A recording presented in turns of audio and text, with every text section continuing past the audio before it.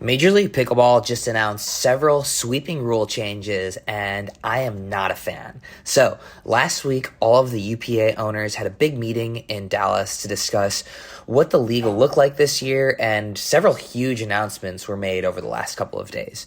First and foremost, we're currently in a trading window, so players can be traded at literally any moment. This window closes on February 15th, and on February 16th, each team will have to declare which player or players they're dropping from their rosters. So as a reminder, each team must drop at least one player into free agency, and that free agency is going to begin on March 2nd.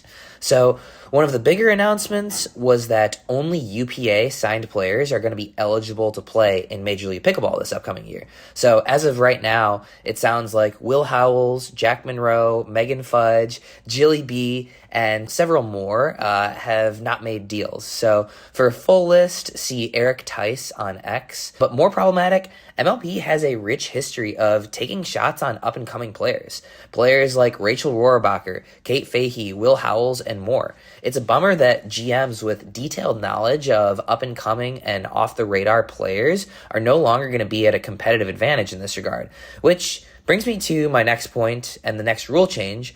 Rosters are being expanded from 4 players to 6 players, 3 men and 3 women. If you have a great core group of 4 players, you should definitely be taking a shot on an up-and-coming player. And unless something changes, it seems like signing unknown up-and-comers is going to be a thing of the past. Having 6 players on a team makes complete sense to me because we were constantly seeing players missing events due to whatever reason or injury, and then teams are scrambling to pick up one of the handful of on-site alternates. This seems like a solid change until you ask the question, are there really 30 men and 30 women good enough to play in Premier in 2025?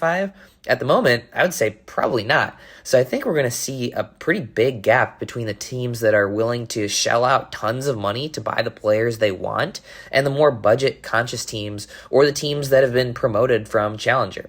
This was a necessary change in the long term, but I think the implementation is going to be just totally brutal in 2025. I think it's going to feel like a pay-to-win league next year, especially when you think of the fact that there's no stated salary cap in free agency. So 10 of 16 premier teams are going to make the playoffs in 2025, and you can pretty much already predict who they're going to be right away. The 4 challenger teams will miss the playoffs since they pretty much need to rebuild their entire teams, and unless the Utah in the Black Diamonds deviate from their strategy of selling players for money, they're probably going to miss out as well. So in another rule change, we nixed the loan rule, which is good. Good riddance. The ability to loan from one team to another was just ripe for collusion, so I'm glad to see that rule being overturned. And now for the biggest change, MLP is switching from rally scoring to traditional scoring. It's unclear to me at this point if that means that each of the 4 doubles matches will be 2 out of 3 games to 11 or what the traditional scoring format will be, but whatever it is, it's going to be side-out scoring, and it sounds like it's most likely just going to be 1 game to 11.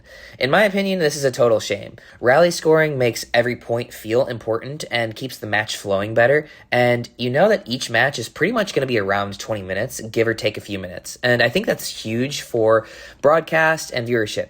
Jimmy Miller tweeted out that this feels like one last FU to Steve Kuhn. What do you think about that? But hey, at least the Dream Breakers are still going to be rally scoring. So let me know what you think of these rule changes, and let me know if you're excited for MLP to start up in April of this year.